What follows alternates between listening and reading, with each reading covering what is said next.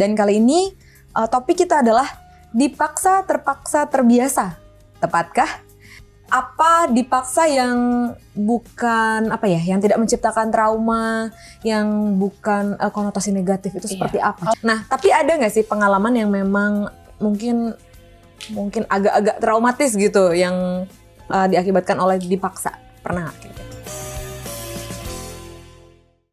Shalom pemirsa Hope Channel Indonesia dimanapun Anda berada. Kembali lagi kita berjumpa dalam program Love Your Child. Satu program yang mengajak kita untuk mendidik dan mengasihi anak-anak untuk menjadikan generasi yang lebih baik. Dan seperti biasanya kita akan membahas satu topik yang penting sekali bagi anak-anak kita. Dan kali ini topik kita adalah dipaksa, terpaksa, terbiasa.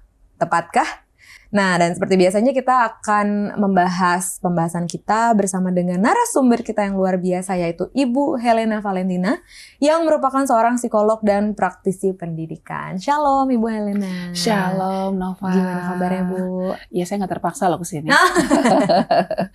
Selalu sehat ya puji Tuhan ya. Jadi sukarela, jadi bahagia kan? Oke. Dan seperti beberapa episode yang lalu kita kedatangan tamu. Hari ini juga kita kedatangan tamu kembali. Wow. Hai Kak Golda.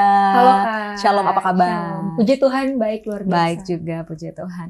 Nah, topik kita kali ini cukup penting ya, karena di sini ada kata-kata dipaksa, terpaksa, seperti bukan ruda paksa ya? Oh, enggak dong, aduh. Enggak ya.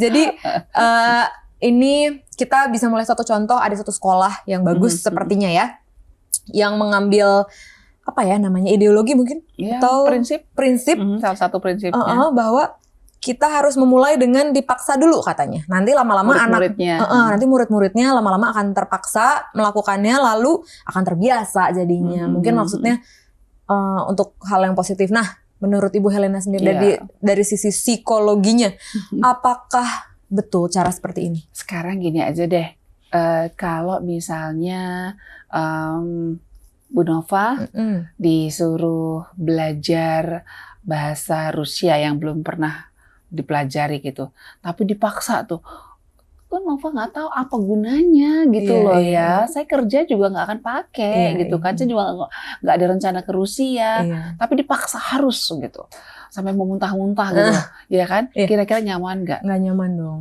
pastinya capek. Pusing, sakit hati gitu. Untuk apa gitu kan ya. Apa? Terus udah gitu gurunya bentak-bentak lagi. Pasti kan ya masa-masa belajar itu menjadi sesuatu yang menyenangkan atau tidak? Tidak, tentu tidak menyenangkan. Nah itu dia, berarti tepat nggak? Iya, betul. Ya kalau saya memandangnya bahwa siapapun saya rasa tidak ingin dipaksa. Ya kan, tapi bahwasanya melakukan hal yang baik memang itu perlu, bahkan harus barangkali ya. Misalnya setiap orang itu harus untuk makan 3 kali sehari atau 2 kali sehari karena tubuhnya kan perlu makanan, dan juga perlu makan sayur, pokoknya komposisi yang nutrisinya pas dengan kebutuhan tubuh itu kan harus. Tapi kan tinggal bagaimana anak-anak ini supaya mau memakannya dengan sukacita, bukan karena dipaksa dalam arti anak itu mendapatkan tekanan yang membuat harga dirinya mungkin jadi rusak ya, sehingga dia merasa bahwa makan adalah sesuatu yang menakutkan karena selalu disertai dengan pukulan dan seterusnya. Belajar adalah sesuatu yang mengerikan karena selalu dibarengi dengan caci maki atau mungkin juga dengan hukuman fisik gitu. Ya kan, karena ada paksaan di situ. Oh, jadi bukan jalan keluar yang terbaik dipaksa, mungkin dibujuk kali ya Bu ya? Nah, ada banyak cara sebenarnya. Nanti ada beberapa hal yang mungkin saya bisa sharing dari apa yang saya pelajari tentang bagaimana kita menumbuhkan atau mengarahkan anak-anak kita melakukan hal-hal yang penting buat hidup dia. Tanpa harus dipaksa. Dengan cara yang lain, yang lebih kreatif, yang tentu saja sesuai dengan kebutuhan dia, dan yang membuat dia punya motivasinya bukan karena takut, bukan karena supaya dikasih hadiah, bukan karena faktor eksternal gitu, tapi karena dari dalam. Emang saya butuh. Kayak misalnya Bu Nova ke kantor itu kan tentu saja dengan sukacita, bukan hanya sekedar karena mau gaji kan, iya kan? Kalau sekedar gaji aja datangnya terlambat, tetap dapat gaji kok. Iya, betul. Tapi kenapa Bu Nova tetap datang lebih pagi, terus mungkin extra time juga nggak hitung-hitungan, ya kan? Terus mau kasih ide gimana supaya pekerjaan yang kita kerjakan itu bagus. Tentu saja kan bukan karena sekedar dapat gaji. Kalau cuma gaji aja santai-santai aja masih dapat kok, ya nggak sih? Tapi kan ada kepuasan batin di situ ya Bu Nova ya. Iya, betul Terus apa lagi kira-kira kenapa Bu Nova mau kerja? Karena Dan berkreasi, terus kasih ide, mau capek-capek, itu kenapa kira-kira? Karena hobi mungkin, karena ada memang minat ya, kesukaan, minat ada enjoy, ada rasa sukacita di situ ya. Betul. Nah itu dia kan, ada kepuasan di situ ya. Nah jadi motivasi itu bukan dari luar kan, bukan kadang sekedar dari uang yang akan datang pada amplop di akhir bulan gitu, tapi karena ada hal yang lebih dari itu. Nah seperti itu yang sebenarnya kita bisa gunakan untuk membuat anak-anak kita senang belajar, senang melayani, senang untuk berbuat baik pada orang lain, dan mau hidup lebih teratur, dan seterusnya hal-hal baik yang penting buat dia. Iya, mungkin dari Kak Golda nih, ada pengalaman gak sih dalam masa dari kecil sampai sekarang, sesuatu yang dipaksa ceritanya untuk kebaikan gitu? Mungkin ada pengalaman? Mungkin waktu aku kecil, mungkin karena semua orang tua adalah pengalaman pertama menjadi orang tua juga kali ya. Jadi masih coba-coba trial and error gitu mungkin. Jadi mungkin waktu kecil awalnya aku pernah dipaksa. Contohnya melayani di gereja. Kita pasti sebagai anak kecil kadang malu, kadang nggak mau. Tapi awalnya mungkin terkesannya dipaksa. Cuman waktu lama-kelamaan akhirnya terbiasa sampai akhirnya mungkin karena dikasih tahu ya di awal tujuannya itu melayani buat apa. Jadi bukan cuman buat, mungkin awalnya di awal aku selalu berdebat, kenapa sih aku harus melayani? Ini cuma buat bikin mami papi seneng aja kali ya. Gini. Tapi lewat proses diskusi itu akhirnya enggak, melayani itu untuk Tuhan dan lain-lain. Jadi ketika aku terkesannya dipaksa, waktu aku besar jadinya gatal kalau misalnya hari Sabat itu tidak melayani di gereja, kayaknya ada yang kurang nih. Nah itu kan tadinya mungkin pas kecil kesannya dipaksa, tapi karena bujukan-bujukan itu akhirnya pas besar sekarang jadi kebiasaan untuk melayani. Oke, nah kembali lagi ke Bu Helena. Gimana nih jadi, pandangan kalau saya nangkapnya, sebetulnya itu yang dipaksa, terpaksa, dan terbiasa itu sebenarnya yang tidak tepat itu adalah ketika ada ancaman hukuman fisik dan menjadi gambaran mengerikan gitu kan, bahwa dia harus dihukum dengan barbar gitu ya, misalnya disuruh di tengah lapangan, disuruh ngapain, dipermalukan gitu kan. Nah seperti itu. Tapi kalau ada pembahasannya kenapa, lalu dijawab, anak dikasih kesempatan untuk memperoleh penjelasan gitu. Kenapa saya harus itu? Nah, itu sebenarnya salah satu yang membuat anak itu mau berbuat tanpa tanpa ketakutan nantinya gitu. Tapi dia jadi akan tumbuh motivasi karena dari dalam. Itu dari 10 tombol ajaib itu salah satunya. Jadi diberikan penjelasan sehingga menumbuhkan minat untuk dia melakukan hal baik tanpa harus dipaksa. Dipaksa tuh konotasinya negatif ya. Oke. Pemirsa, setelah yang satu ini kita akan mendengarkan 10 tombol ajaib itu. Mungkin Bu Helena ya, jangan kemana-mana, tetaplah bersama kami.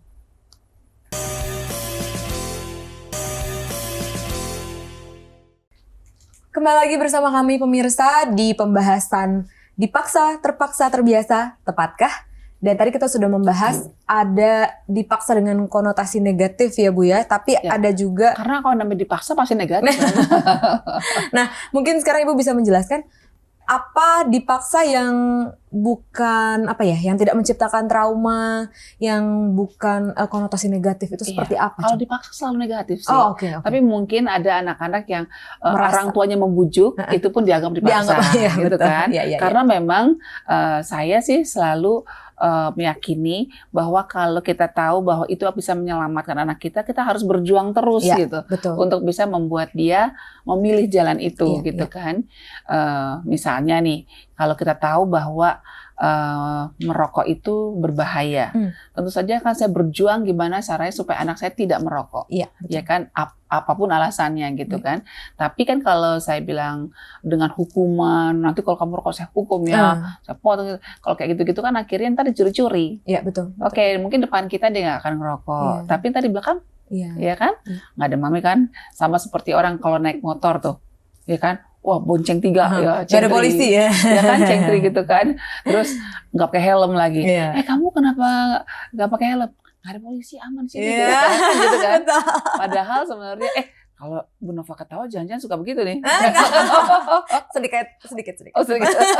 Iya, saya juga pernah kok. Mungkin karena ke pasar deket, udah nggak usah pakai helm.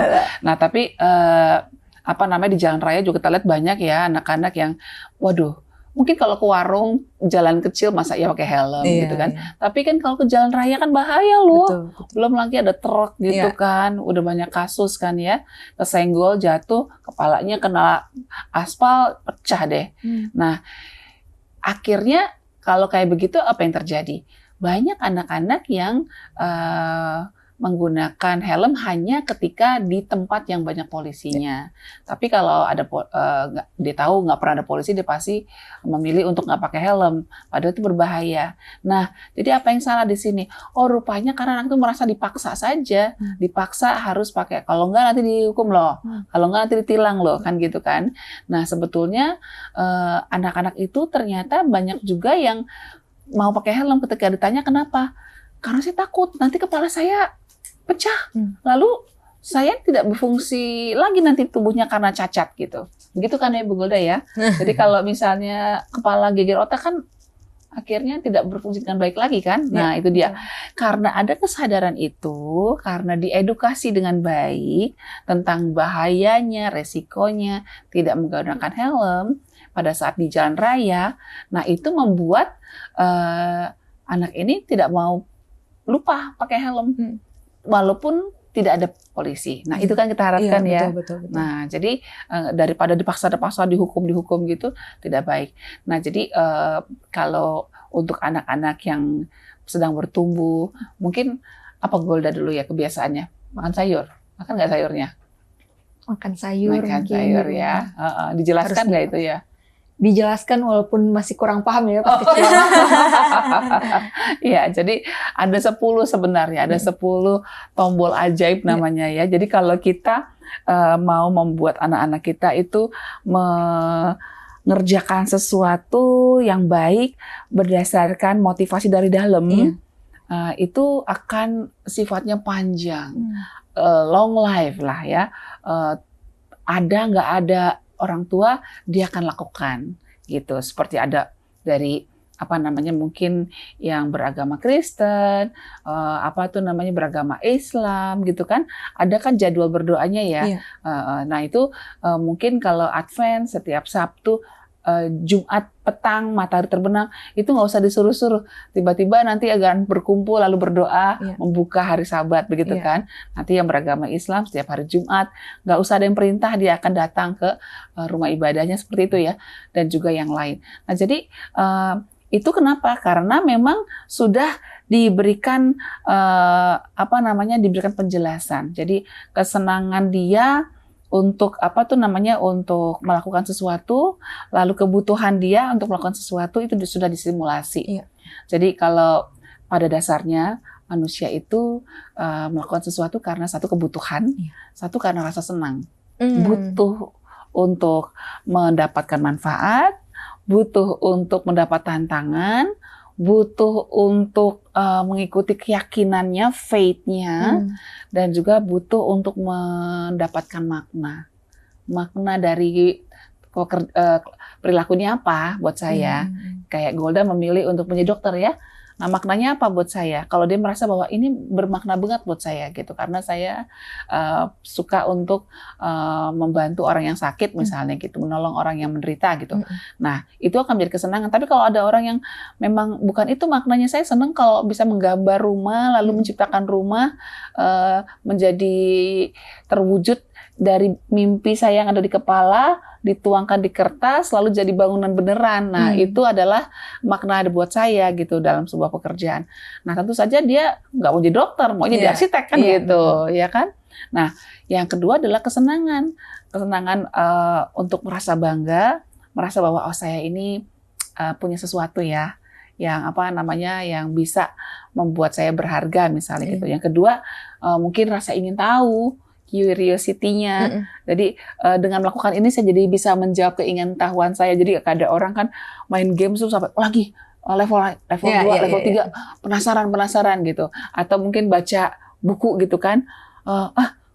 Bagus sih serialnya nih. Lagi pengen tahu. Penasaran. Nah, itu dia, curiosity juga bisa membuat orang jadi ingin melakukan sesuatu. Lalu minat atau passionnya, ya kan? Passion tiap orang beda-beda kan? Kalau Bu Nova apa passionnya? Passionnya pokoknya yang berhubungan dengan kreatif, warna-warna. Iya. Kayak kalau Golda? Passionnya menolong orang. Bagus banget passionnya. Dan ada juga kesenangannya itu karena dia akan merasa senang, joyful kalau dia tahu tujuannya akan tercapai kalau saya melakukan ini gitu. Nah, itu dia. Jadi kita bisa rangsang di situ. Jadi contoh Golda kira-kira apa nih yang ingin contoh untuk dilakukan oleh anak-anak di sekolah misalnya. Anak-anak usia sekolah apa kira-kira? Kalau Nova apa kira-kira? Biar kita coba rangsang dengan itu. Mau dilatih apa nih? Anak-anak. Mau dilatih bangun pagi kah? Atau mau dilatih makan sayur? Atau apa kira-kira? Makan sayur kayaknya susah sih. Oke, kita mau latih dia supaya melakukan suka makan sayur tanpa dipaksa. Nah, Golda dulu diajarin bagaimana Gol? Bagaimana manfaat dari sayur ya. Tapi mungkin belum paham. Belum nyampe. Belum paham. Nah, mungkin sebenarnya mamanya mungkin perlu tingkatkan kreativitasnya nih mamanya itu ya.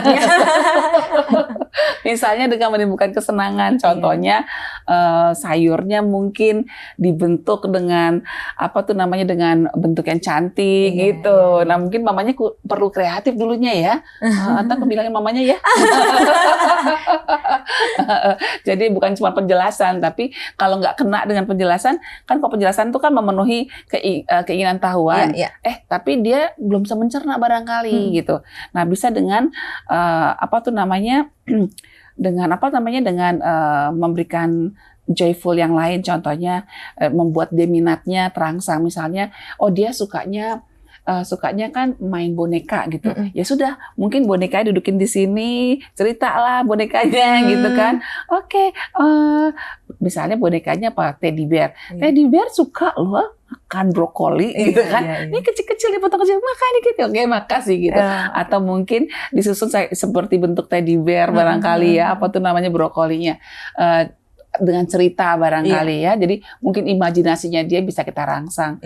Gimana dulu tuh brokoli itu diciptakan Tuhan itu indah banget loh. Itu dari tanah. Mungkin diceritakan seperti itu.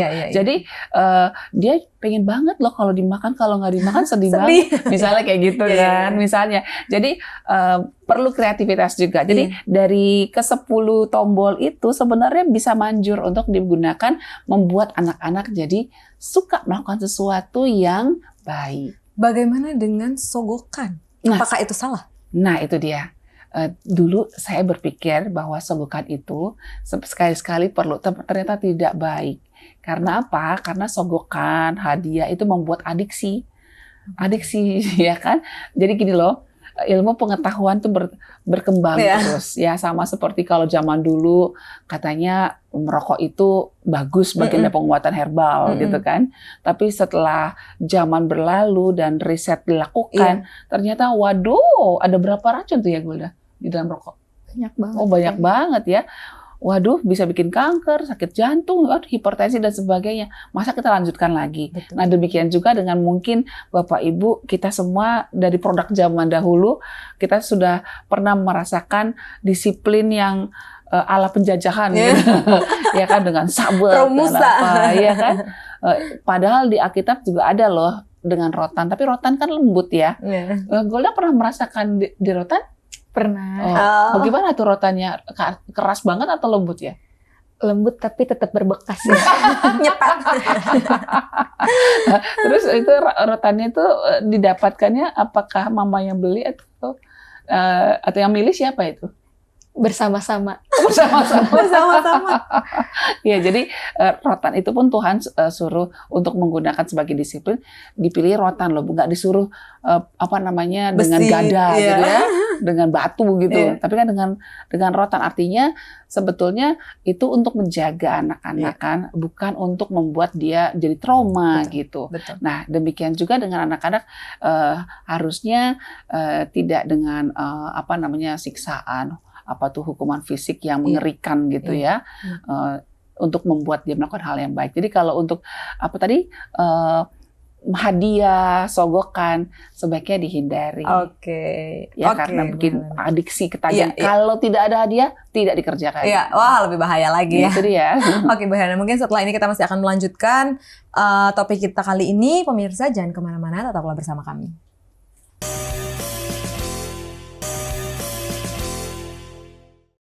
Masih bersama dengan kami dalam Love Your Child, di mana kita sedang membahas tentang topik dipaksa, terpaksa, terbiasa, tepatkah? Nah, sekarang saya mau ke Kak Golda dulu nih.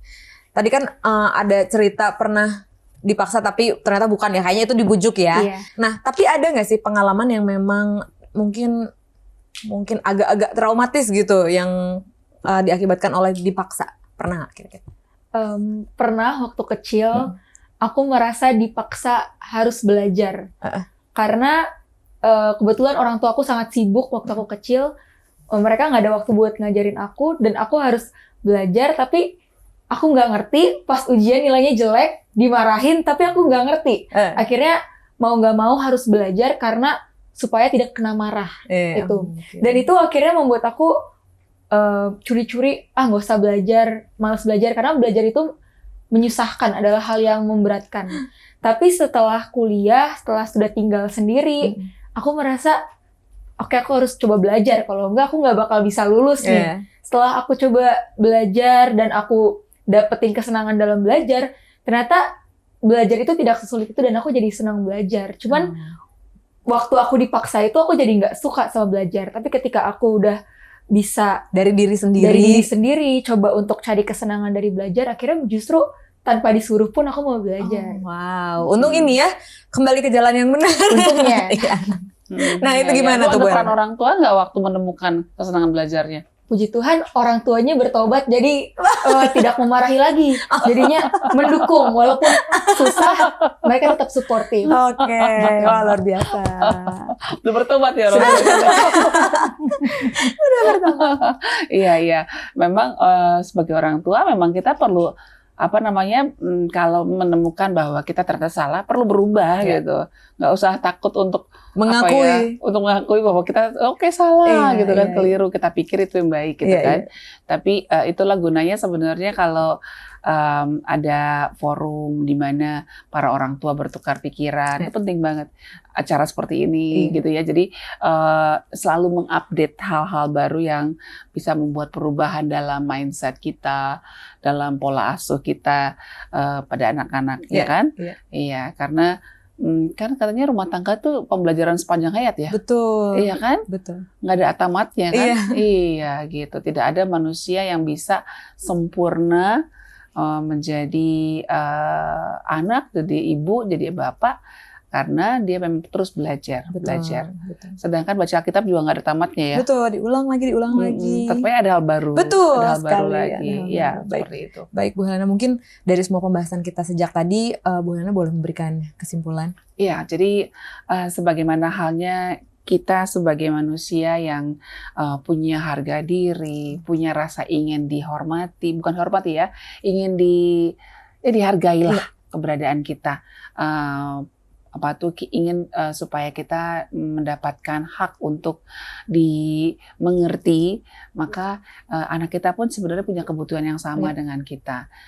Jadi untuk kita para orang tua tentu saja perlu untuk menyadari bahwa anak-anak perlu merasakan joy, perlu merasakan bahwa kebutuhannya dimengerti dan dipenuhi. Dan jangan lupa, jangan sampai kita memilih untuk membuat anak itu melakukan sesuatu karena takut, ya kan, karena takut hukuman atau takut pada hal yang lain yang merupakan ancaman dari orang tuanya, atau dia melakukan sesuatu karena sekedar ingin dapat hadiah, iming-iming, karena itu akan menjadi kecanduan dan itu sifatnya sementara. Kalau nggak ada hadiah dia tidak akan bergerak lagi. Tapi sebaiknya kita mendorong anak kita untuk melakukan sesuatu karena memang dia menghargai dirinya sendiri. Tadi seperti yang gue udah sampaikan bahwa akhirnya menemukan bahwa setelah orang tuanya berhenti untuk komplain, untuk belajar, ya sudahlah, kamu sudah dewasa, sudah tahu kan, udah kuliah kan, sudah dewasa, kamu tahu mana yang terbaik buat kamu tahu kalau nilainya jelek nanti nggak bakal bisa spesialis gitu, karena kan untuk spesialis IP-nya harus sekian, silakan pilih mau punya kesempatan lebih luas atau tertutup hanya di dokter umum saja, itu pilihan kamu gitu kan. Nah, biar dia sadar sendiri, oh iya ya, kalau begitu ya sudah, saya menentukan, udah kita kasih tongkat menentukan pilihan itu di tangan dia. Malah jadi semangat kan dia, malah jadi sungguh-sungguh belajar, malah kalau dengar-dengar jadi mahasiswa berprestasi ya. Nah, ya, dapat mahasiswa berprestasi.